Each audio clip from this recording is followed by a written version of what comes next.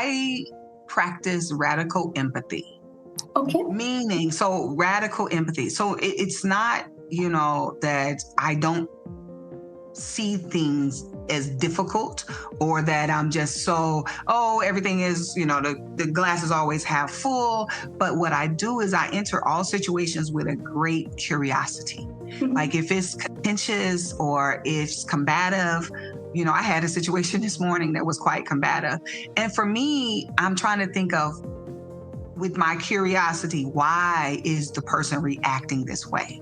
Why? And then I think, what does the person need? Welcome to the podcast, listeners. Students learn best when they feel seen, supported, and safe. Dr. Tiffany is the superintendent of Elementary School District 159, and she leads with a whole student approach, prioritizing social emotional learning and mental health alongside academic achievement. With nearly 30 years in education, her leadership has strengthened teacher development, fostered belonging, and created a culture where every student's well-being is central to learning. Welcome to the show, Dr. Tiffany. How are you doing today? I'm fine. How are you? Thank you for having me. We are really excited to do this. I'm good too. So, I would love to start this discussion with understanding a little about your journey. So, you spent nearly 3 decades in education, from teacher to now superintendent. What was it originally that drove you into this field, and are those motivations still what drive you to work today? So I started my career 30 years ago, and I was a special education teacher. Mm-hmm. So I have been so excited about that work. I started off like most teachers, just idealistic. You just wanted to make a difference and, in the lives of children. And then throughout my career, it has pretty much stayed the same. My belief systems, my morals, my values are the ones that drive me. But most importantly, I am driven by making the lives of young people better, because I truly do believe that if given access and opportunity to quality education, great places where they feel like they belong, that they can live a very full life. And so that's really important to me. That is an incredible perspective to have. I really appreciate that here. So, you've led systems through major instructional and cultural changes. So, what was it that made you realize that mental health and social emotional learning needed to be at the center of your district's work? I think it's really interesting. Like I said about my career, started off with me being a special education teacher. And so lots of people don't know, because it is the norm now for us to have diverse learners in our schools, but that wasn't the case. I mean, Public Law 94-142 was in 1975, not long ago, where they were to be, our young people with diverse learning needs were to be educated and with their non-disabled peers. And so for me, when I started my career, I would say it was less than 20 years into the new laws. And then, we had IDEA, all of these things, right? Americans with Disabilities Act, and lots of things have evolved and changed. So for me, I've always known that social emotional learning wasn't an add-on or an extra. It is equally as important as academic success or being focused on our students' academics. And so now, as the leader of my school district, we actually put in just as much effort around the academics as we do with well-being and belonging. And so we have a comprehensive plan for both our adults and our students. And I know one thing that COVID is, I think people have become more sensitive and aware. COVID kind of elevated it, but I've always believed that this was important. And so for me, I was happy to see everybody kind of joining in. I felt like they were quite a few decades late, but yeah, I'm happy. If you look at all of the different school districts and you look at their mission statements, there's a lot of things like ours is to educate, inspire the whole child. That's our actual statement. And so you look at a lot of them, they'll have well-being, they'll have equity, they'll have culturally responsive, they'll have all of the kind of ed buzzwords, but it is about how does it really actually show up. So So when we talk about it actually showing up in practicality, I would love to know how is it that you're supporting your teachers. So SEL, as you said, is just not for students, it's also for adults. So it's also about the teacher well-being. So how are you supporting your teachers emotionally and professionally so that they in turn can support their students better? Yeah, so I think you cannot separate young people and their learning environment without understanding what the teacher's working environments are. And so you have to pour into them just as much. And so for us, I do a lot, especially for me, but our team, I always say us because my team is amazing.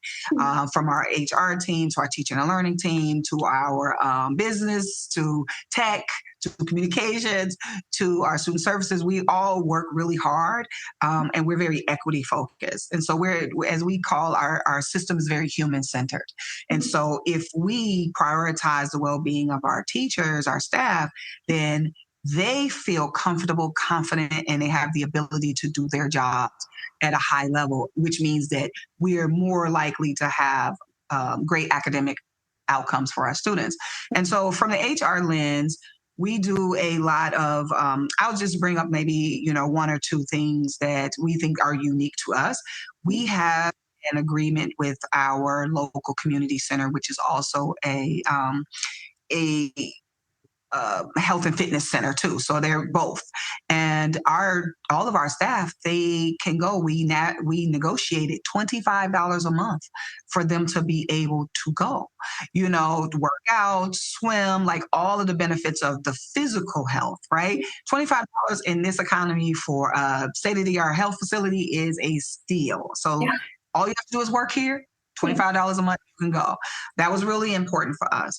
The other things that we do are around listening. I think I want leaders to know it is the greatest gift you can give someone, but you can't just listen. So I do my staff listening sessions.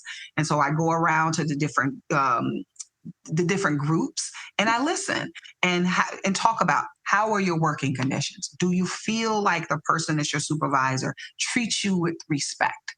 Do you feel like you're getting the professional development so that you feel confident in your ability to do your job? And so we provide personalized supports, we provide individual supports, group supports, and then we also know that some people need a little bit more. So we have social, emotional, psychological supports for our staff, whatever they need, we try to do our best. And if we don't have it, then we try to get a resource. But you only know what people know if you take the time to listen. So of course, everyone does the surveys. We do the surveys as well, right? Because some people feel more confident with providing that information anonymously, but it's nothing like sitting in a room and just listening and asking the pertinent questions and then taking that information and saying, how do we create the conditions for people to be successful? And a lot of it has to do with, I want to be treated, like a human being. We know there are rules, we know there are policies, but can you implement them and execute them in a way that's very human centered and not just saying, well, we do it and we must, be in lockstep and that, but also I want this to be a place of joy. So there's a lot of celebrations. We make sure we celebrate people, from our custodians to our bus drivers. So, like everyone gets a day where they get celebrated. We thank them, and we're like really intentionally thanking people for their work, because it doesn't matter what seat you sit in, all seats are important. And so people really feel that. And so I can tell you that unlike a lot of school districts, we don't have a shortage. We have no classroom that does not have a certified teacher in it. And we have a very high retention rate because of that, because of our intentionality and making sure our staff feels seen, heard, valued. As a matter of fact, our theme this year is, what is your value? Meaning, what is your value to our district? What is your talents and your gifts? And they're all welcomed, your perspectives. And we do everything in teaming structures. There's no top-down decisions. They're all teaming structures. And because we really feel like people's voices, we don't just say, oh, your voice matters, and, in this cliche or that we actually just say it because it sounds good, but we actually do value people's voices, and we make our decisions based on what's for the greater good of the group. And I think people really, they enjoy that. And I think it's a pretty joyful place. This is a lot of hard work. So at least you can bring some joy to to these turbulent times, if you will. And I think with how you've just told it to me, it is a lot more practical than what you're saying. So it's not just in theory that you're saying that, we hear you, we're there for you. It's just happening all in practicality. They're actually feeling seen and heard. So that is incredible. And I would like to congratulate you for putting such a wonderful, notion in place. But as you mentioned, it can be a little hard at times. So how is it personally that you take care of your mental health? Even when things are good, even when things are bad, how do you take care of your mental health? So I tell people this. I practice radical empathy.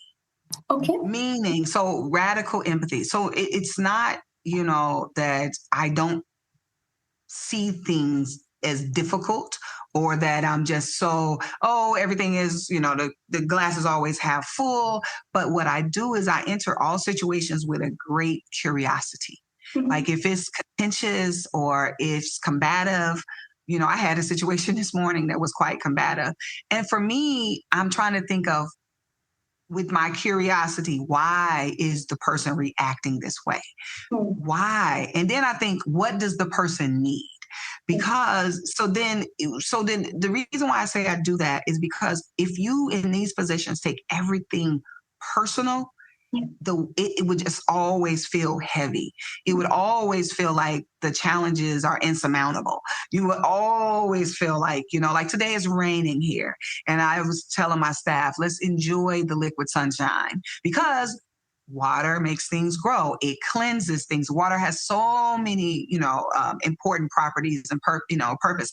Yeah. Okay. It took me a lot longer to get to work today, and that was not the best, but I listened to a podcast and I was listening to an audiobook, and there we go. Right. So you figure out how to navigate. And what I do is I try to control the things I can control, and just understand that, I always think about like this work is, you fight a lot, right?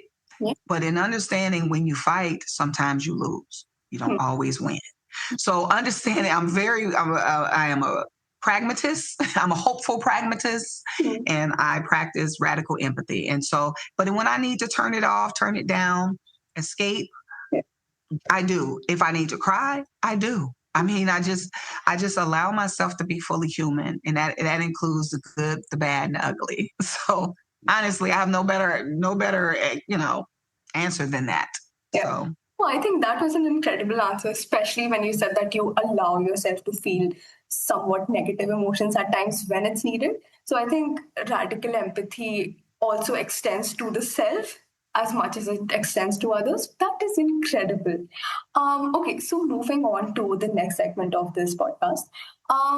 How do you measure whether these support systems that you have in place are truly working or not? So we just spoke about how some people are comfortable with surveys, but apart from surveys, how do you measure it in terms of student outcomes or the school culture? So, I mean, you may be familiar with Panorama. So we use Panorama. A lot of people use different SEL surveys. And so we love Panorama because it gives the children an opportunity to answer, using a scale, as well as being able to write and tell us, how they're feeling.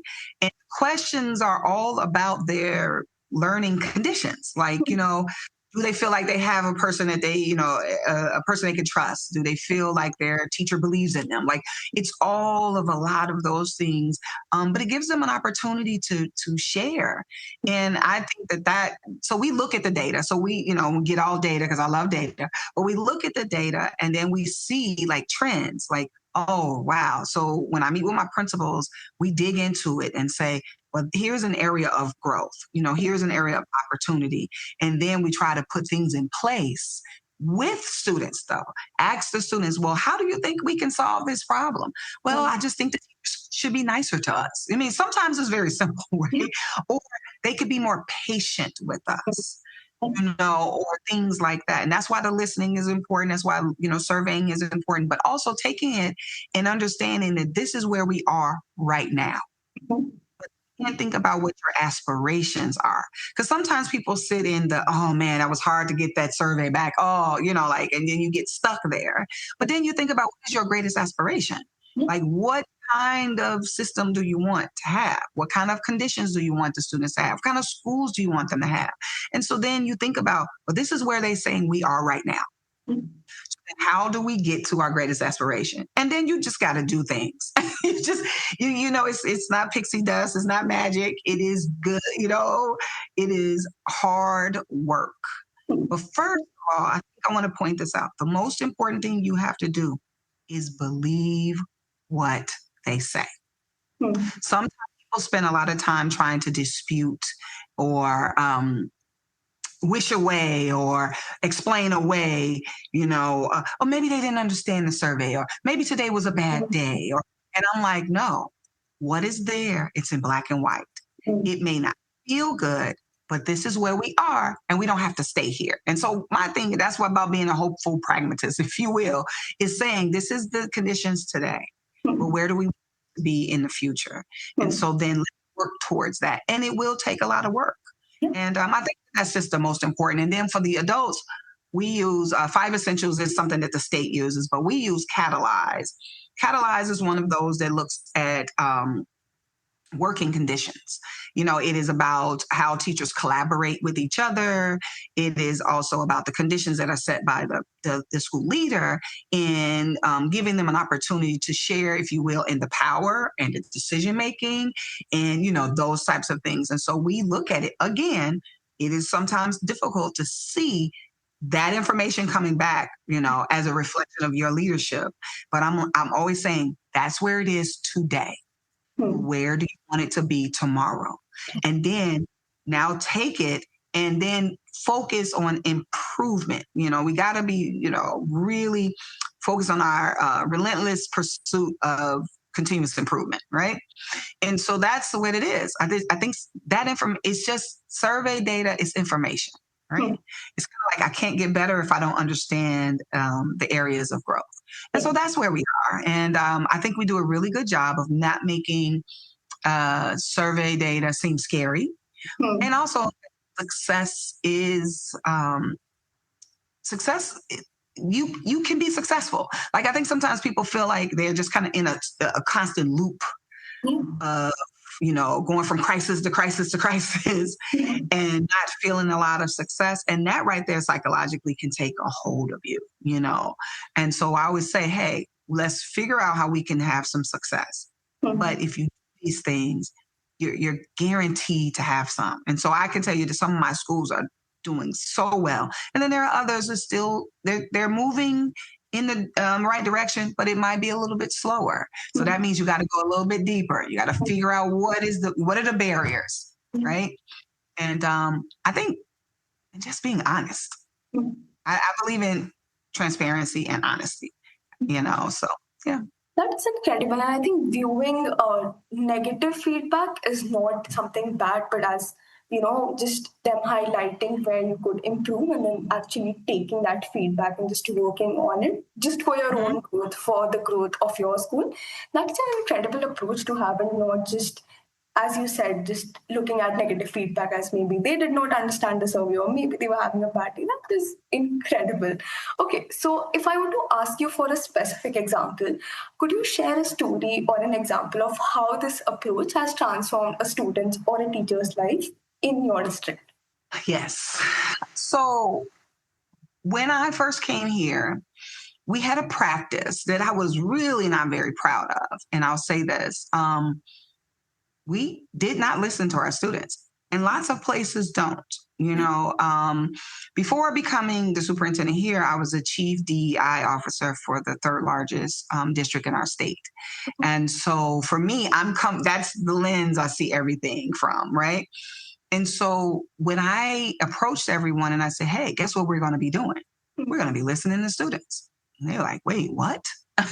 What do you mean listening to them? I said, yeah, sitting with them, asking them, are we doing a good job? Is this the school that you want? Being and seeing our students as co-creators is a powerful, powerful thing. They should not be seen as passive, participants in their educational journey, but active participants. And so we do things like for parent-teacher conferences. The teachers don't run the parent-teacher conferences. The students do. Okay. The students do. The students do. They have their presentation and they stand before their parents and they say, here are my scores, here are my glows, and here are my grows. And working with my family, my teacher, and myself, all taking different approaches and different responsibilities for the student's success. This is how I can be successful. This is what I need from you, mom and dad, or grandma, aunt, whomever is, the caregiver. And then from the teacher, this is what I need from the teacher. And then my own responsibility as the learner. And, doing that, it has transformed students' understanding of that they don't just come here to be a vessel to take information in, but they are active participants.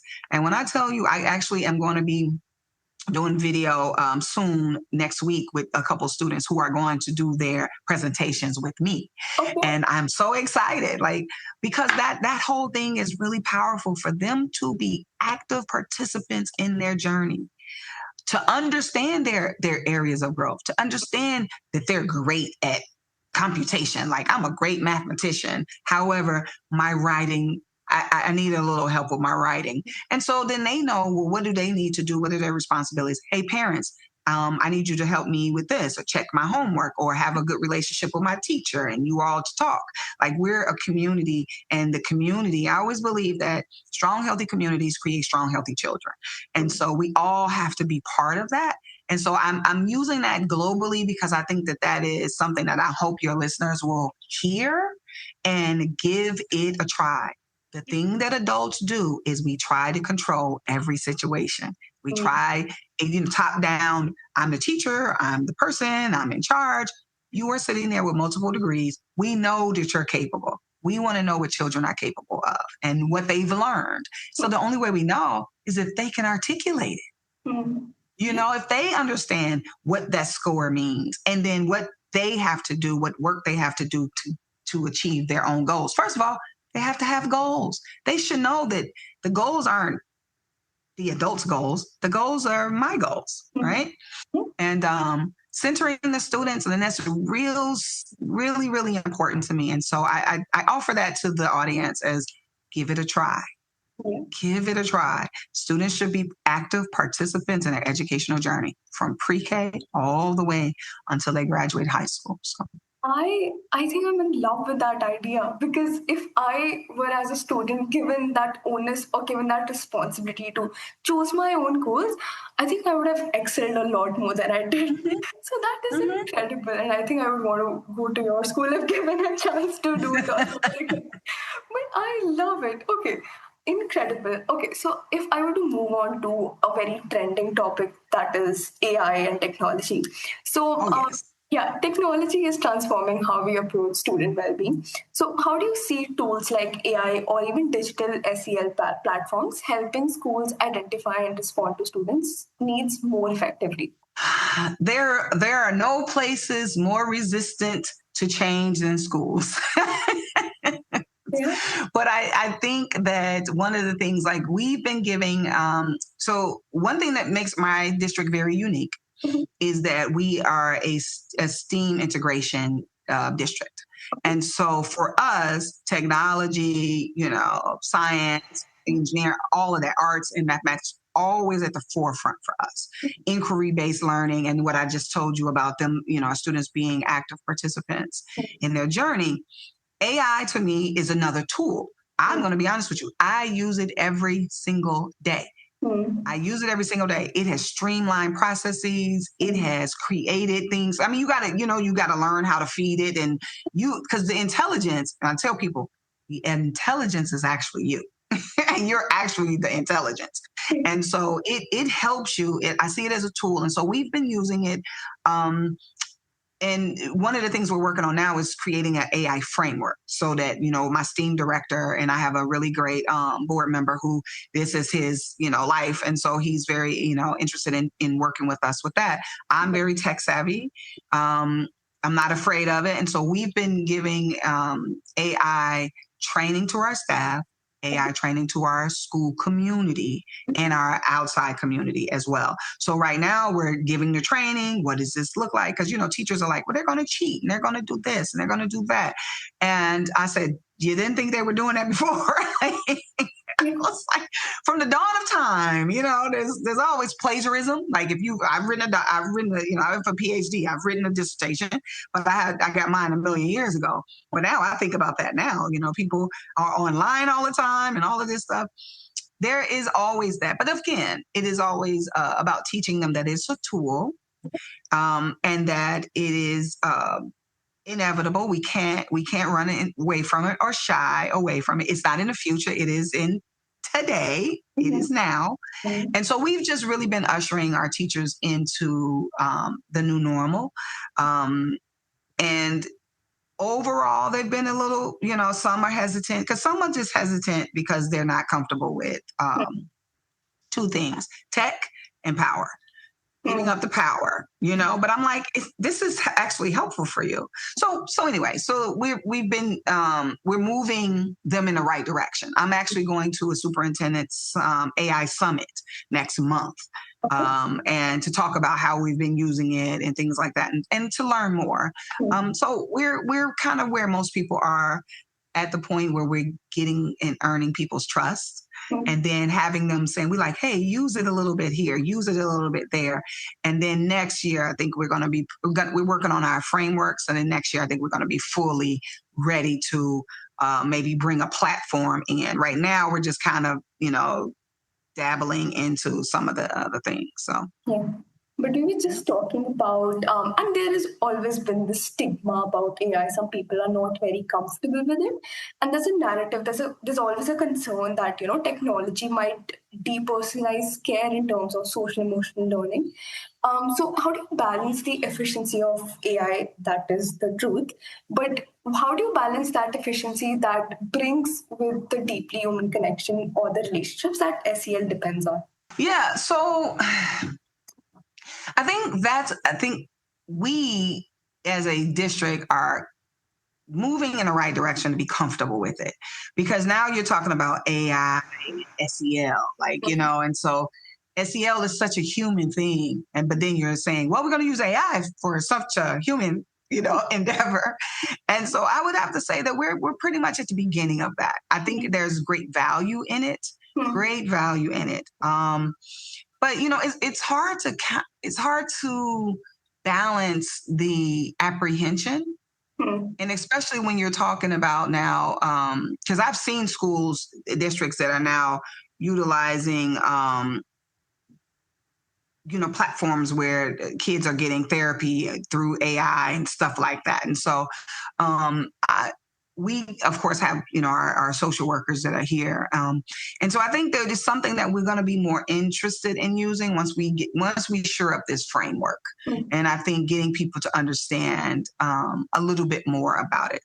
But I do think I am a believer. I'm one of those people who I love to learn new things. And I think that when a leader is comfortable with it, and I'm always using it, like when my presentations and, creating things, like showing people, like, hey, you can record this, put it in there and say, hey, I need you to do this. I can tell you one of the things I'm using it for now is our emergency operations plans. They're old and we need to upgrade them to add in, new laws, new policies, whatever. And merging them and making it, streamlining it. I mean, it's been amazing to just kind of watch it and build it and everything. And so I do see the importance of it, but balancing people's apprehension and giving a lot of training, lots of training. And I think too, when you're dealing with young people, making sure that safety and security is really important. So, yeah. That is something that needs to be taken care of, especially when we're talking about kids and AI. So yeah, that makes a lot of sense. Okay, moving on to the last question from my end. For other district leaders listening, what is one lesson that you've learned about leading with empathy and resilience that you would want to pass on to the person who follows you into your role, or for any other listeners that we have today? I think the most important thing is to think of this. There's a great responsibility for positions like this.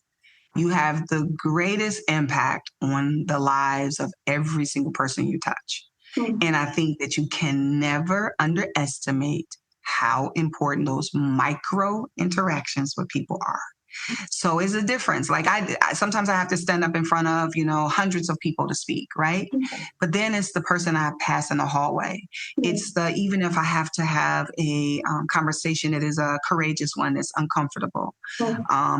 Thinking about how each one of those has to be handled in a way where you are seeing other people's humanity. And even in this position, people get mad at me because I hold the position. Like, it isn't personal, but it's like, that position or that, and you're just like humanizing it a bit to say, this is my job, but let me show you who I am, and I think that that's what I would always try to get people to remember, that it isn't about leading a district. It's about leading people. It isn't about educating or teaching your subject. It's about teaching students. Like, it's always about the people. And I think that that's the most important thing that you can remember when all decisions have to be made, that you don't forget that there's someone on the other end that is affected positively or negatively, or even sometimes neutrally by a decision that you make. And so always make the decision in the best interest of the people that you lead. I think this is the best person-centered advice that I've ever heard. So yeah, thank you so much for this. So we have this segment where we ask the previous leader that we've done a podcast with to share a question for the next one. So the question that has come up for you is that when you think about your own growth as a superintendent, who are the people or the resources that you look to, whether that's books, podcasts, or mentors, which is to keep learning and leading effectively? So you just mentioned that you were listening to an audiobook on your way. So yeah, who do you look up to? Or what are you reading currently? Oh my gosh. So I am an avid reader, like, love it. Now, believe it or not, what I am currently reading is 107 Days by Kamala Harris. Okay. It is fascinating, like fascinating. And especially because we're living in this political time. And so I am a history buff. So I love anything historic. I will read a book or come back to it, multiple times, because I think as you grow and you evolve and you learn more, sometimes your perspective changes on things. And so I have quite a few people that I do look up to. I have some personal friends, but there are some educational leaders, like Bettina Love is one of my favorites. I am a big feminists. So, Audre Lorde, Bell Hooks, like all, just kind of all of that. And I take in so much of that because I think it really is truly about just being human. And just, I love any of that. Like you have me hooked. I'm like, let me read that. The other book that I just finished is called Shifting, and it's called Shifting, and it is about the double lives of Black women in America. And it really just kind of talks about the likability trap, the double bind, like all of those things that we have to contend with because of our gender and leadership, and just in this world to exist and to thrive. So yes. That is incredible. So yeah, I mean, thank you so much for those recommendations, and thank you so much for taking out the time to do this today. You're welcome. I think I love this podcast, and I think so will our listeners. Yeah, thank you so much for being here today. Oh, thank you for having me. It's incredible. Thank you. And thank you for taking care of people and giving us a platform to share just a little bit, of the good work that we're doing to make the lives of other human beings better. So thank you. Yeah, thank you so much.